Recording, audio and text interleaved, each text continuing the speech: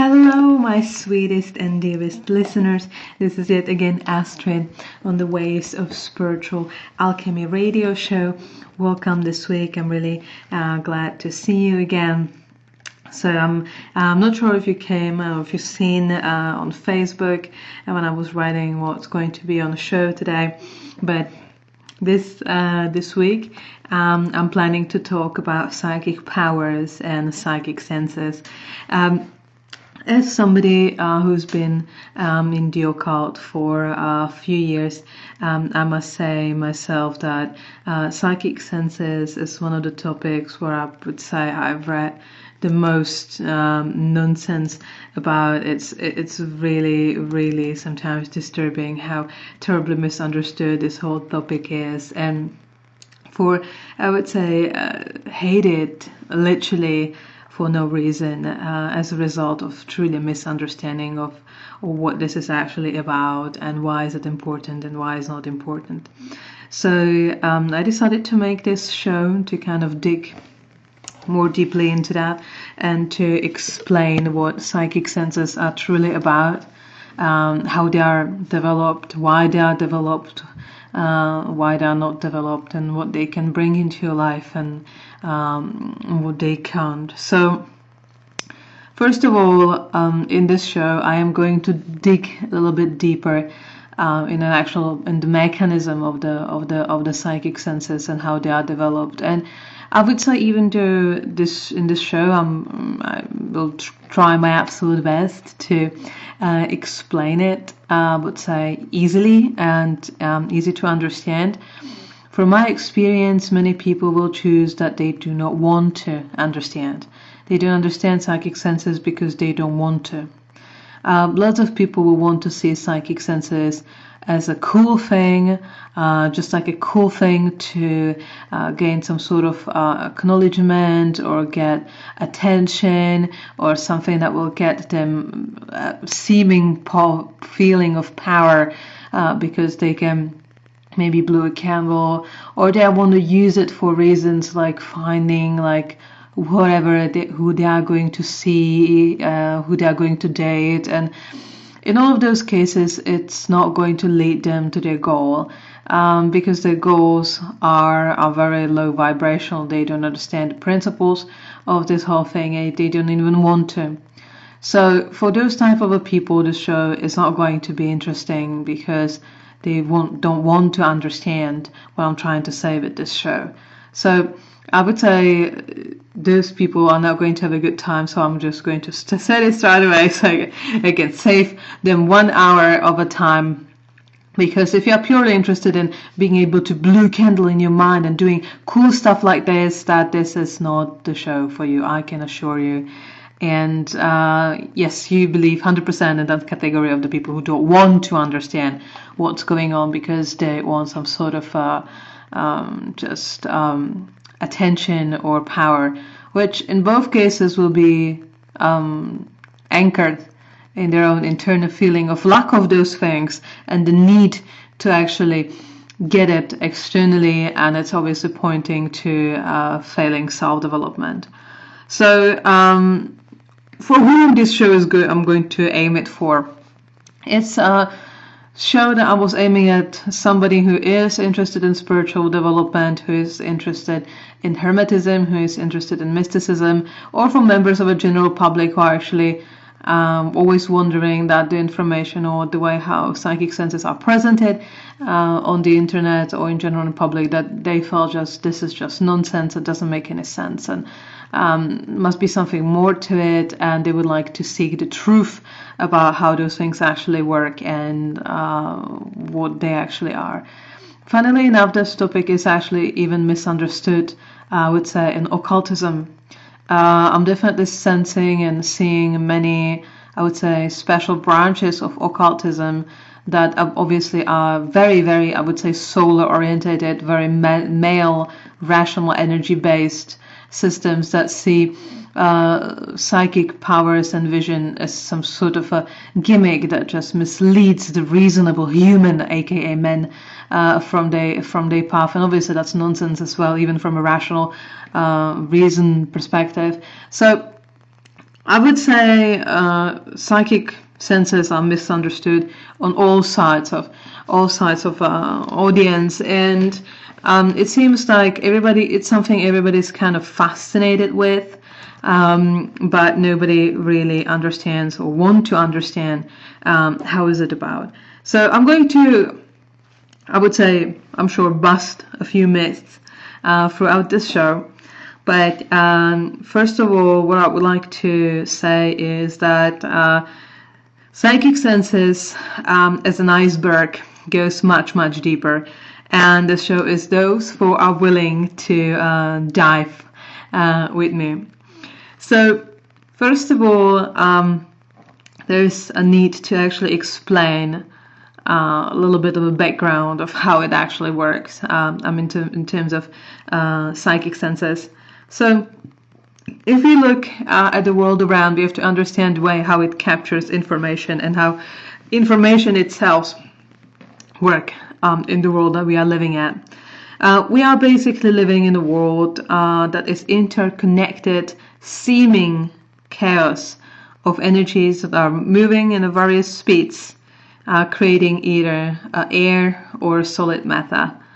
And those energies are following a set of divine rules, for example, cause and effect.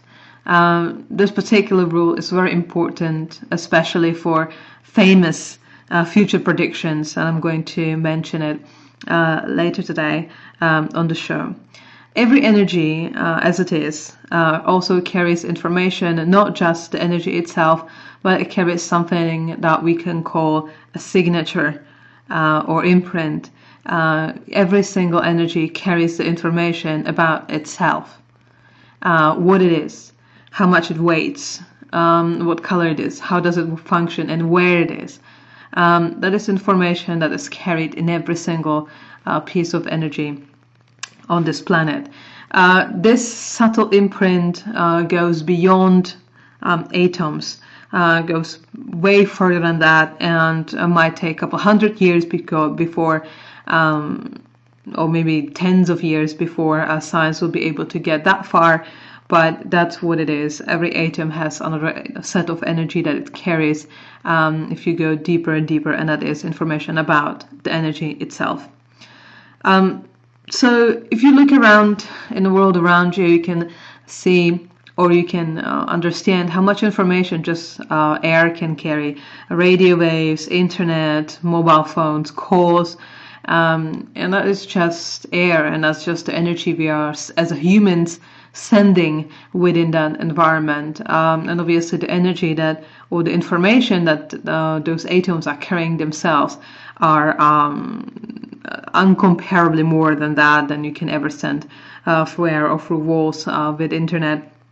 So the world around us is basically filled. It's a highway of information, where information is literally in every atom all around us, and the world is just filled with various imprints, informations about divine, and that are following the divine laws. Those energies that are around us, we do pick up on. As humans, we do pick up on. We understand the light. We see it reflecting from a wall, and we understand information about the wall having a certain shape.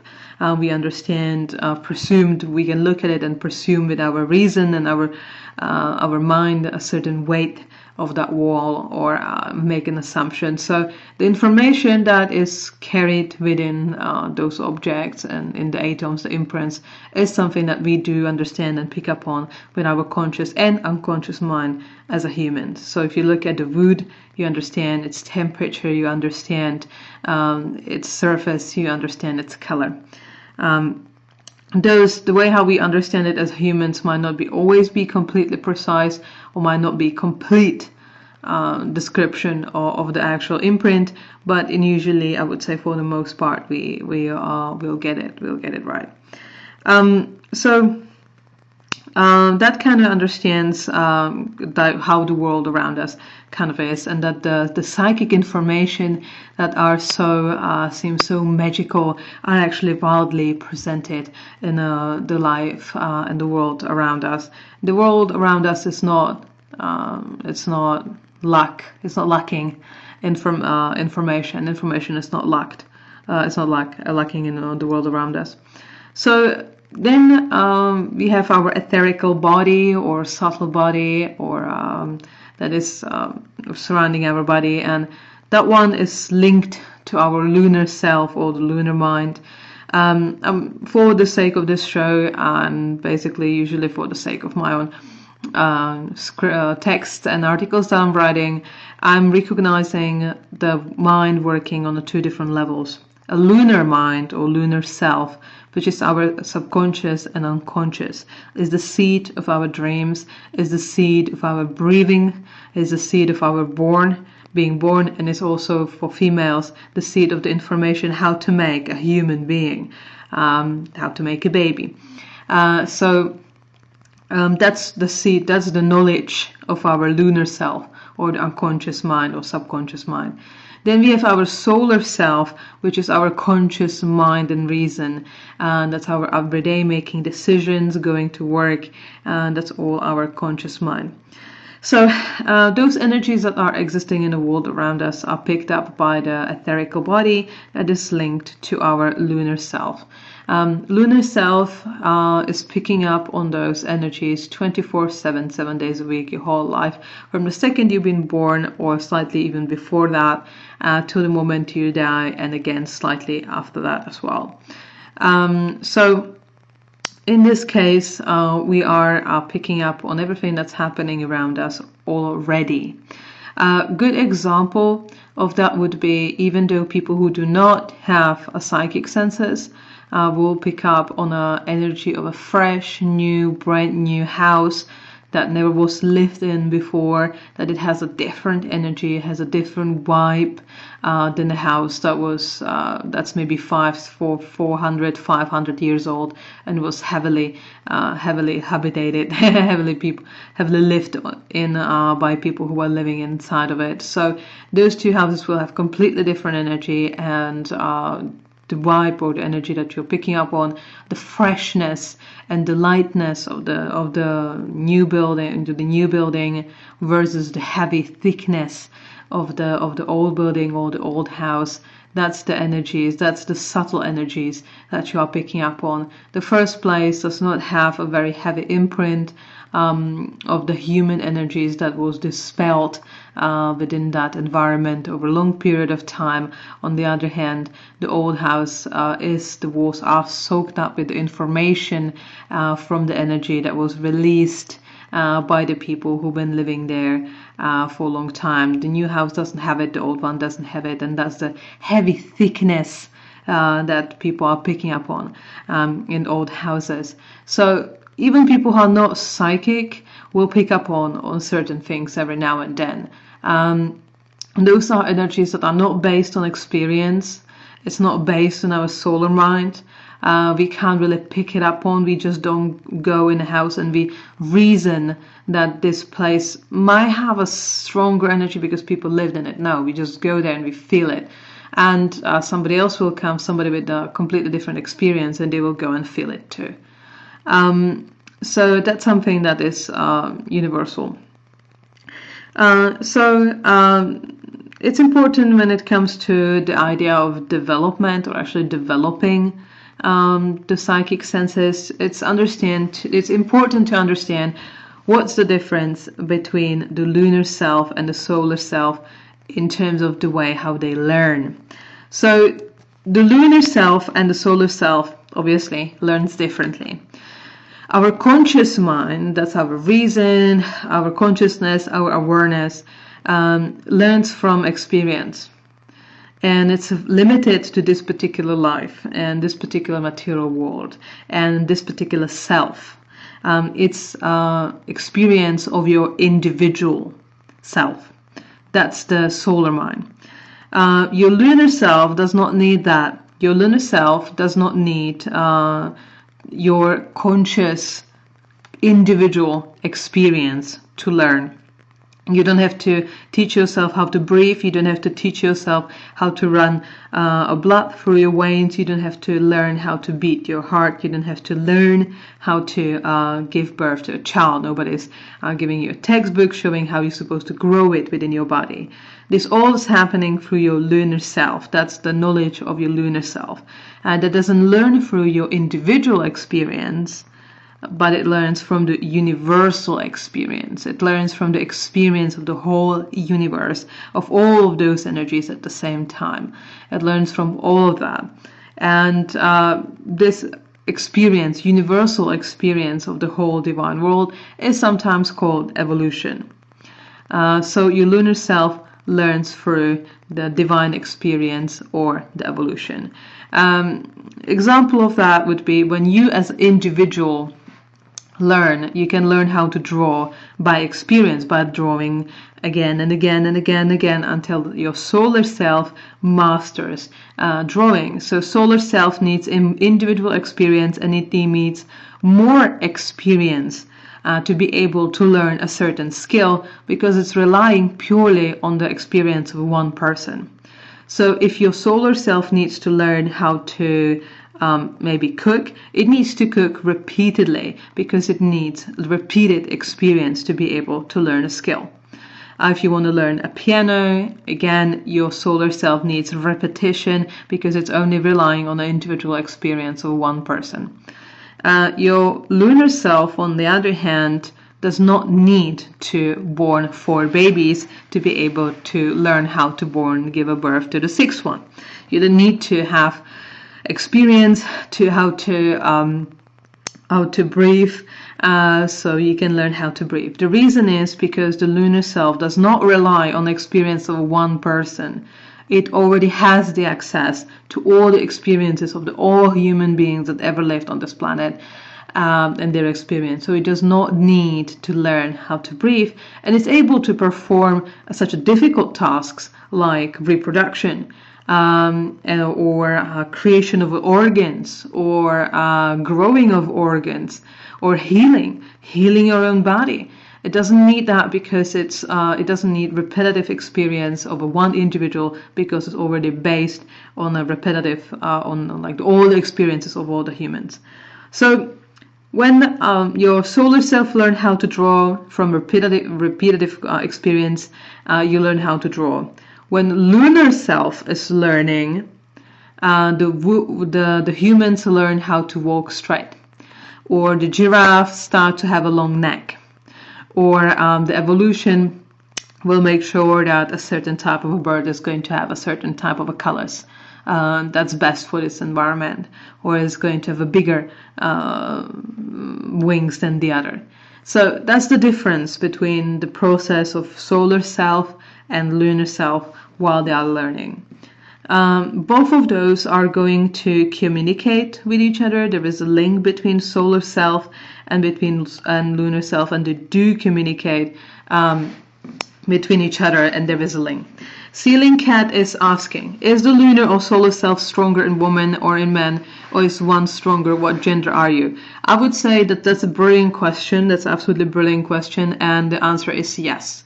In, I would say, 90% of the cases, the lunar self is going to be stronger for a female, and the solar self is going to be stronger for the male.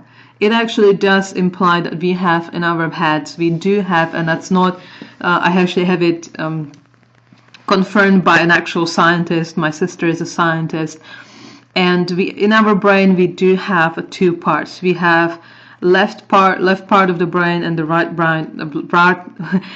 part of the brain, and truly they are solar and they are lunar.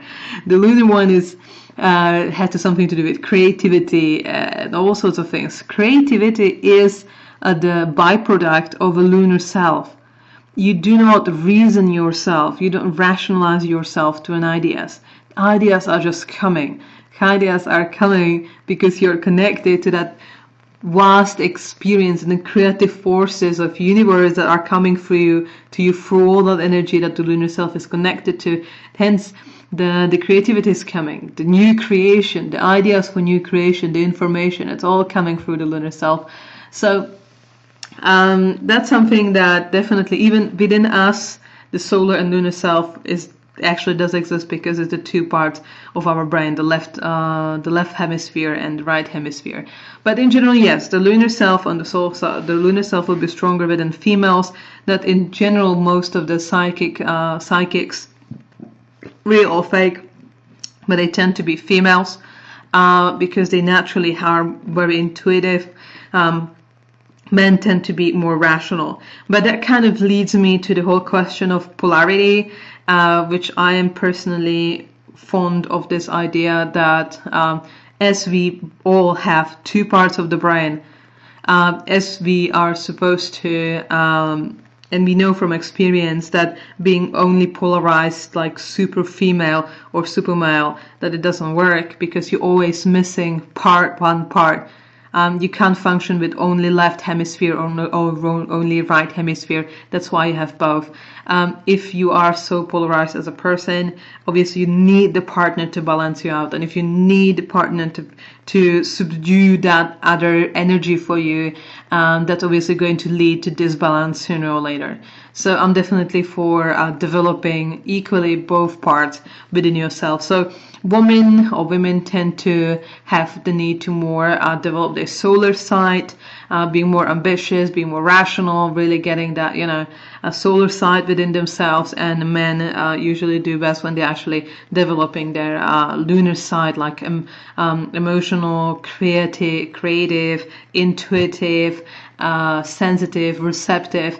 And if they do, it actually leads them to, I would say, great results, because both of them have the most of the divine powers or divine abilities developed within themselves, because you can't really be God with one hand. You have to use both of the hands. You have to use good and bad. You have to use solar and lunar to be able to have a whole day. If you will have just sun or just moon, you will never put together a whole day. So if you want to go in development, it's better to develop both. So I just described that the lunar self is learning differently and has a different result than, let's say, than the solar self that learns differently. And that kind of leads me to the first myth that I'm sensing and I'm seeing all the time on the internet, and it's just such a nonsense. And that is myth number 1. Psychic powers are developed by training. No. Nope. Training itself will absolutely get you nowhere. As I just explained on how the lunar mind and how the solar mind work, with psychic senses, we are not dealing with a conscious ability to learn. Same way you can't really train how to dream. Well, you can, but it's not going to get you anywhere, really. It's just some sort of like a skill, but it's not really the ability to control the dreams. You can't learn consciously how to dream. You can't learn consciously how to breathe. You can't learn, again, consciously how to give a birth to a baby. You can't just sit and says, I'm going to make a baby that's going to have blue eyes. Now and then I'm going to learn how to make it. No, it doesn't work like that. So again, we are not dealing with a conscious ability, so we have to learn it the lunar way. And how to learn it the lunar way, it's obviously about opening yourself up. You have to kind of learn how to let go of a certain perspectives. With the psychic abilities is definitely the rule that you can't have your cake and eat it beliefs more than anything else. You can't expect to have a psychic abilities and keep your original self and keep the original way of who you are, how you function, and what type of information that you receive. Our solar mind, our personality, or how to call it, is based on our current experiences. And with the psychic abilities, your experiences that you are having on a daily basis will fundamentally change, because you will be not just receiving information from your solar mind, but you will be also acknowledging the information that is coming from your lunar mind. So your everyday experience is going to change significantly. And that will obviously, as a result, create a different personality, different person, different way of thinking of a person, and different experience that the person is going to have. So you can't have your cake and eat it. And if you're going to go in this development, you have to understand that your old perception of self and your perception of world are gone, and they are never going to come back. So that's a sacrifice that somebody who has to go in this will have to be willing to make, because in this case you definitely can't have your cake and eat it. So how to truly train your psychic abilities is by acknowledging the information coming from the lunar mind. First of all, psychic abilities are a natural byproduct of your own spiritual development.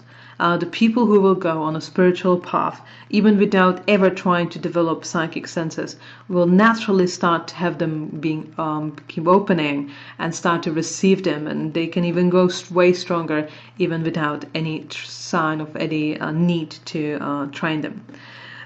They need to be trained, but what needs to be trained on the psychic abilities is the way how you understand them, is the way how you read the information that you are getting, and the way how you learn how to not mixing it with your individual experience. That's the way how to train to understanding, but not the actual receiving. How does it work? How does those doors open? Well, as I explained, what makes you think they are closed? We absorb those subtle energies on any given point. Sometimes we just feel weird at certain places, as I'm described before, and without knowing what's happening. And then if you dig deeper, we found out that this place was a flat of somebody who was an abuser and was beating his family for 50 years. And you feel there, you go in a flat, and you just want to leave immediately. That's you just picking up again on the subtle energies.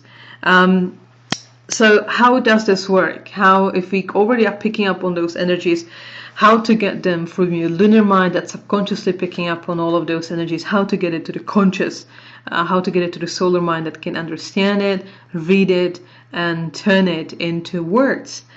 Because we can't squeeze lunar mind into words. We can't describe the energy in a certain house. We have to first get it in our mind, simplify it, and then put it in words. Obviously, if I say in that old house I felt kind of heavy and thick, that's obviously extremely simplified version of what I actually or anybody else felt at the house. What felt there was heavy, but was maybe felt almost like a perfume. It felt maybe slightly sandy. Maybe it was cold. Maybe it was hot. Maybe it felt a bit like orange color. Maybe it felt a bit like purple. There's a whole scale of things and the words how energy can be described, yet as a lunar information it can never be described with words. So it has to go through the solar mind to be simplified. So what is it? If we open the doors, how to start actually seeing or perceiving what we are seeing already? Usually what happens in this case is that as we are perceiving our world around us on both level, lunar and the solar mind is stronger. It's a rational construct. It's something that's made out of the literally hard materia. It's the gross matter. So it's coming to us first because it's stronger. So the rational construct of the solar minds are stronger than the subtle energies of the lunar powers. So if you look at a kitchen, we will see it as a place where you cook, and this is just a table, and the table has only one purpose, and that's eating on it. And there is a kitchen, and you just cook in a kitchen, and this is cup, and cup is just cup, and that's it. And that's what our rational mind is telling us, and that's the gross meta perception of the whole thing. But this has this purpose, and this has that purpose, and that's just it. And it's not going beyond that. And it's a candle, and it's just being lit, and while sitting on a table, and that's it. And it's nothing more than that. However, those perceptions, I would say, set perceptions of your reality around you are going to be a worse enemy when you are trying to develop a psychic senses. Because the table is maybe not just the table, the kitchen is not maybe just the kitchen, and the house is maybe not just the house, but a million other things at the same time. And you have to be first open to that idea that this is what it is, to be able to see it. So that's one of the best things, how to actually start developing your psychic senses, and how start with the development instead of going on WikiHow and do the exercises when you're trying to just put your hands around candle and trying to move it with your mind, then actually trying to see the world around you through different eyes. What helps is moving outside of your comfort zone. If your comfort zone is maybe trying to start to perceive your house in a different way, rearrange things, rearrange books. Maybe you can just put a blow-up mattress in the kitchen and sleep in the kitchen, or you can use a table for something else than you're normally using it, or you can just start wearing clothing differently than you normally are. Start breaking out of the stereotypes of your reality. Start breaking out of that experience boxes of the solar mind. You never read a certain type of book, go and read it. You never see things from a certain perspective, move around things, go and try different things, and combine it, I would say, with a meditation. If your spiritual senses and if your psychic senses are already opening and you already feel those energies, by doing stuff like that, you are cracking the gross matter perceptive of world that just goes to you faster or stronger than the subtle energies. Also, you just purely just opening up yourself and listen to how you feel, those feelings, those subtle energies, symbols. That's another thing that will help you to open those doors. But definitely cracking the solidness or solidity of your perspectives on the world that is around you is going to actually work better than any type of training and staring at a candle that you can actually do. But as I said, it's important to continue with your spiritual development and just keep going forward, as psychic senses are natural byproduct of that. So they're going to be developed either way, and you're going to because you're going to need them very badly. So that was on the myth of actually that you need to train to actually be able to get psychic senses. Myth number 2. Psychic senses cannot be trusted. Only reason can, because that one is real, universal, empiric, and measurable, which psychic senses are not. No.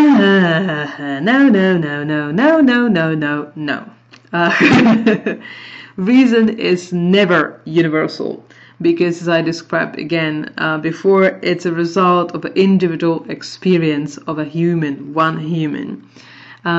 You can never have a universal reason. That's absolute contradiction.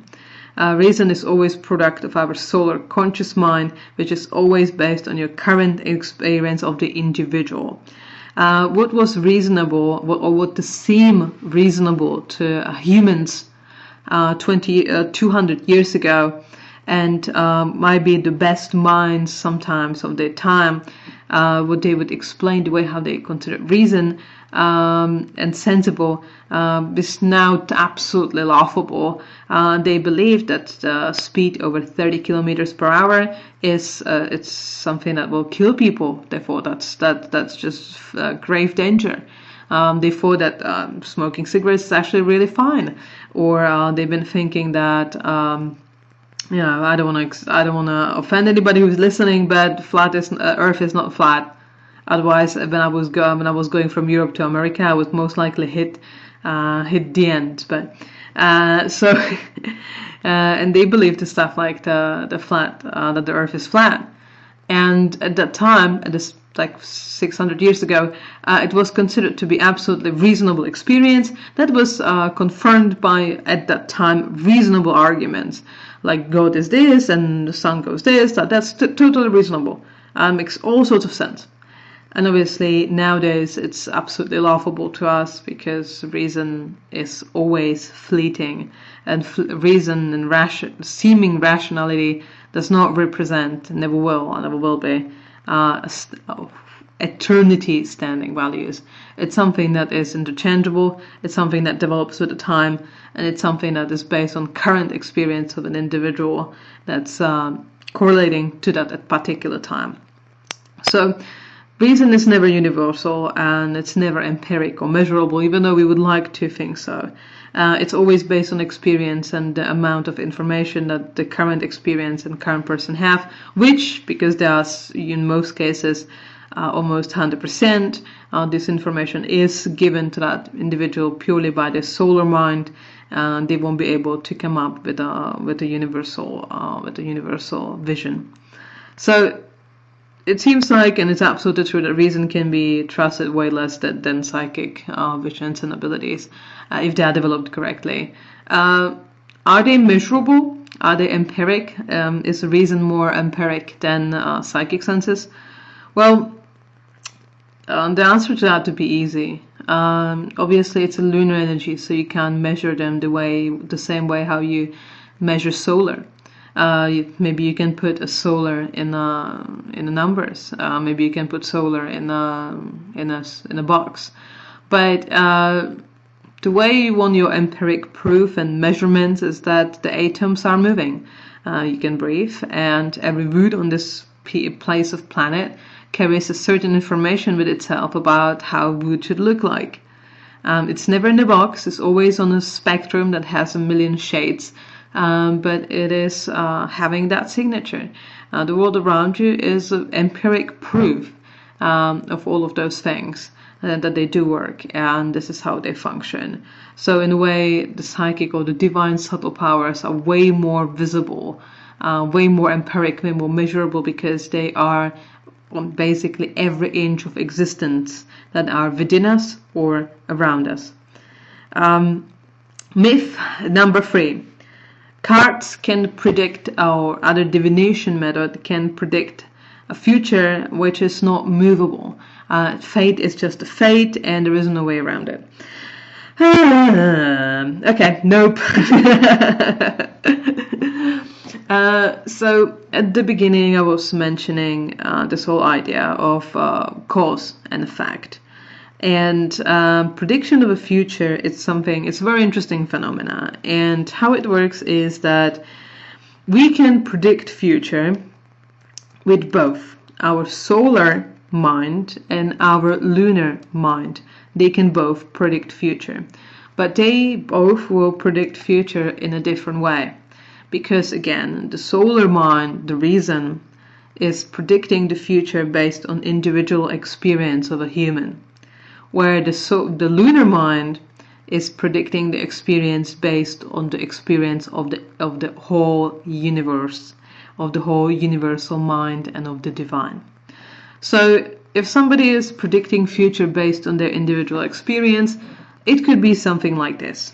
I predict Tim is going to smash his face on the bike because he is drunk, and he always does when he is. Again, the solar mind is predicting the future based on its current experience when it saw Tim smashing his face on the bike when he is drunk numerous times before. So it's making prediction while seeing a Tim maybe driving around that person's window on the bike while being evidently drunk. The person is making prediction based on their current experience, and sensing, most likely correctly, that there is a very high chance that Tim will actually smash his face. It's when the moment when the person sees that and expresses this prediction of a future, it's not 100% chance that Tim actually will. It can be perceived by that person, but if actually Tim will, and the person cannot see in the future. He's just basing the idea or based on the current experience he has from his own individual experience. And the lunar mind works exactly the same way, except for the fact that it does not have just access to the individual information and individual experience of a human, but to the divine experience of the whole energy. So it has significantly more information to base the predictions on. So the lunar mind can see a Tim going on his bike, being drunk, but the lunar mind will also see the whole energies that are in that whole neighborhood. They will see the energy of the previous day, of the whole day that Tim had up till this point. It will be able to sense Tim's emotions.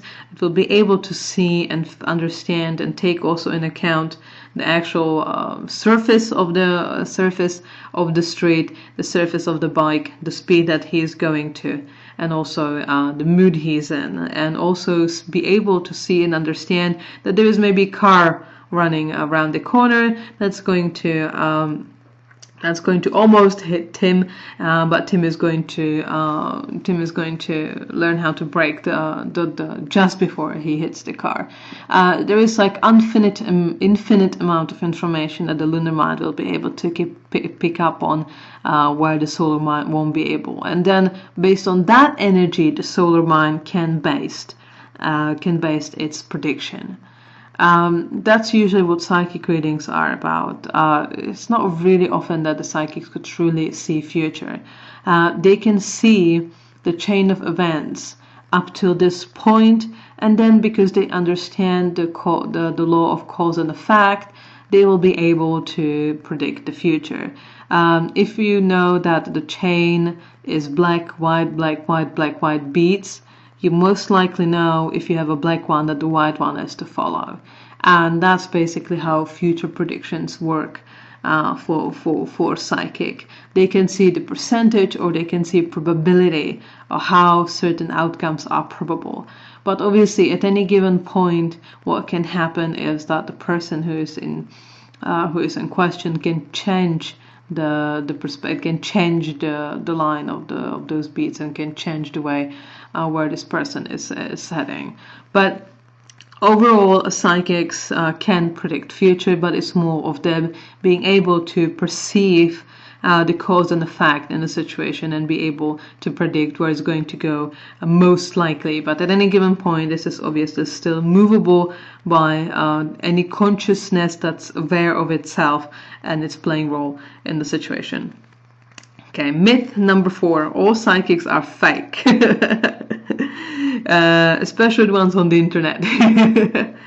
From my experience as a professional psychic, I would say about 85% of psychics online to 90% of them are truly fake, and they have very little lunar abilities.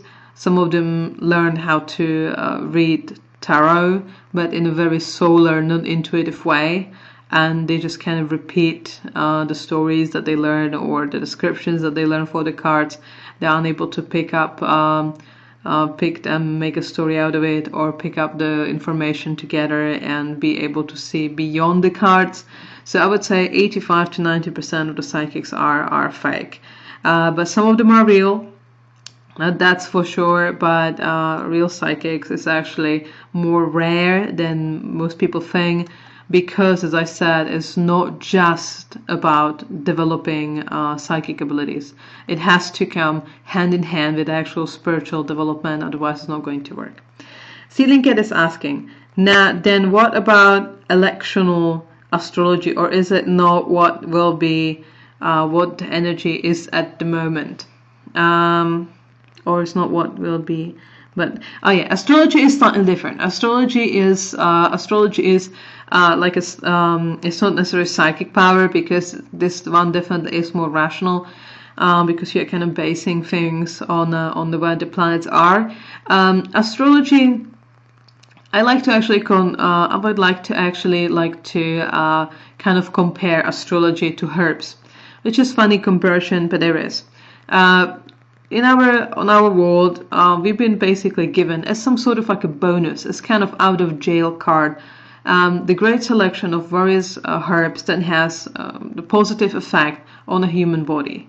Herbs that can heal this, herbs that can heal that. There was actually, in most cases, logically and rationally speaking, there was no reason for divinity to include some sort of like a great essences and mint that will be able to heal a human body, and great essences and that are able to heal your gallbladder, and that is going to kill your cold, and that's great for heart. There was no reason for that, but as a bonus, it's out of a jail card. It's a kind of like, just an extra level in the Mario game. And astrology works exactly the same way. It didn't have to be that way, but it's just a tiny little thing, a tiny little bonus, tiny little out of jail card that can help humanity to in the situations where they just need a guidance. The guidance is everywhere. The guidance is everywhere. All they have to do is just get rid of the solar constructs and let the lunar mind to speak. And both herbs and astrology, they do work. Again, depends on the person who is behind it, but they do work, and there are just some sort of like perks that are coming through being a human on this planet. So yes, some of the psychics are actually real. Why has psychics such a bad rap? Oh yeah, that's terrible. Everybody's like, I hate psychics, or they're really intrigued, or it's very difficult. And the thing is that it's ancient. Psychics have a very bad reputation, at least for about 1,000 years. When you can read ancient papyrus or Greek, that are sometimes complaining about fake psychics and fake visions, and it's just an idea that was developed over many centuries, where obviously people have been intrigued with this power because they can sense that having a psychic senses has ultimate potential. It's one of the greatest gifts that can be received, and obviously that was one of the reasons why it was so I would say tempting. But in the same way, it obviously attracted, and it still does, didn't change, lots of people who are just trying to make quick money on it, and they're fake, and that's just how it created a couple centuries at least of a bad reputation. So what to be aware at the beginning if you are trying to understand those visions.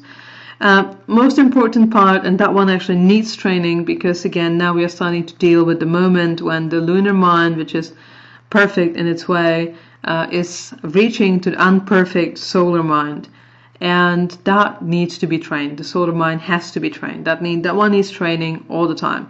So when the unfiltered information is going to our solar mind, so we can just grasp it, so we can actually understand what we are seeing, that we are sensing a vision of that, and we are sensing that and this. So unless it's a dream, obviously, dreams tend to be way cleaner from solar mind perspectives and ideas. But the most thing that needs to be trained is self-awareness. Know thyself, know thyself, know thyself. Only that way you'll be able to tell what's the difference between your solar mind and the information and your individual experience that you're getting, and the universal symbology that you are getting with the feelings and with the visions. Only by knowing yourself completely, even the darkest, even the most annoying and most imperfect parts of your mind that you never want to see and never want to understand, all the experiences that you have through that, only if you know yourself perfectly, you'll be able to tell the difference between what's real and which visions are you just fabulating, which visions are you just trying to convince yourself that you see, and which visions are real. It's always harder to do it for yourself because you have emotional connection with the subject, and that one can actually, I would say, mess with the visions a lot.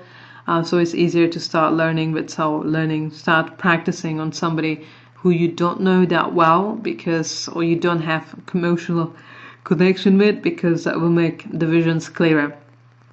Or preferably even somebody you don't know, or something you don't have much of experience with. But that's a good, definitely, way how to start. But somebody who is trying to go in those visions must have absolutely clear and very well done, worked through self-perfection and self-development.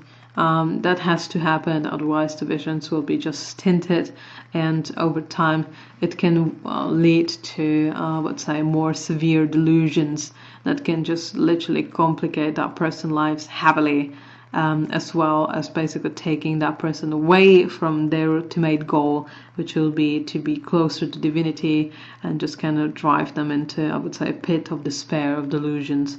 But if your mind is clear, if you know yourself, and if you worked on yourself really hard and you understand yourself, you will be able to tell which visions are just delusions of your solar mind, reacting to the universality of the solar mind, creating delusions, and which one is the real deal. So if you have any questions, before I still have like 3 more minutes of the show, please don't hesitate to ask me on parxradio.network.com/chat. In the meantime, I would like to invite you, in case you haven't heard this show from the beginning, to have a look at on the Parx Radio Network on the website. On the tab that's pointing to the shows, there is a link to the Mixcloud archive called Spiritual Alchemy Show. Or you can, and I would gladly invite you, find me on Facebook. There's a special fan page called the Lunar Lodge, like the moon, the Lunar Lodge, when you can add yourself that page, and that's where I'm posting all the information about the show. Or you can find me on www.lunarlodge.com, where you can find some articles that I've run, that I've read, and also the archive of the show. So it seems like nobody's having any questions anymore, so maybe I have to just refresh it. Maybe there are some. It's saying me I was disconnected. Yeah.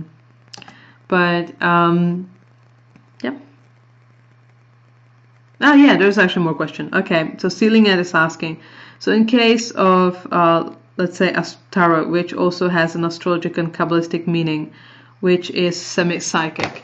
In this case, it's semi-science.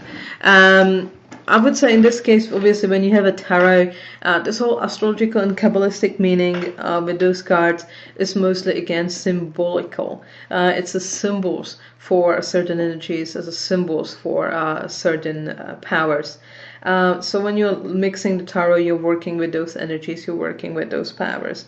And I'm not personally fond of Kabbalah, because I think Kabbalah is just something that is just an attempt to squeeze all of that vast and unending and eternal amount of information that is available to the Lunar Mind, and trying to just sort it out in the boxes that will be understandable for the solar mind, which I don't think that this can ever be done, because they are two completely different sizes. So, but I do believe they do, obviously, they do represent symbols, and the symbols are triggering a certain energies, and they are opening certain doors. It's all about the cause and effect. The symbols are there when somebody is reading them and looking at those symbols and looking at those signs, is going to trigger certain things within that person, and the person, if they're a good reader, they are going to react to it a certain way. So I have to, that's our show is coming to an end. So I'm really hoping you did enjoy the show. The last thing I would like to say is that when it comes to the psychic powers, just because somebody cannot speak Japanese and they only understand every 20th word, and they don't really understand what that other person is speaking when they're speaking in Japanese, does not mean that there is something wrong with the Japanese. Psychic powers, well grasped and understood, can become the best teacher, the best guide a human can possibly have. And the psychic development, or trying to go into occult, trying to go into magic, and trying to go even in a spell work, without the ability to be able to read the signatures and be able to reach the information and the knowledge that is available to the lunar mind. It's like trying to go to the mind field blindfolded. It's possible, but the question is, how well is it going to go and for how long? So this is maybe not easy theme to work through. It's not definitely the easiest part of the occult. I would say actually it's one of the hardest. But on the same hand, there is a quite big price in this. This is definitely a high stake jackpot.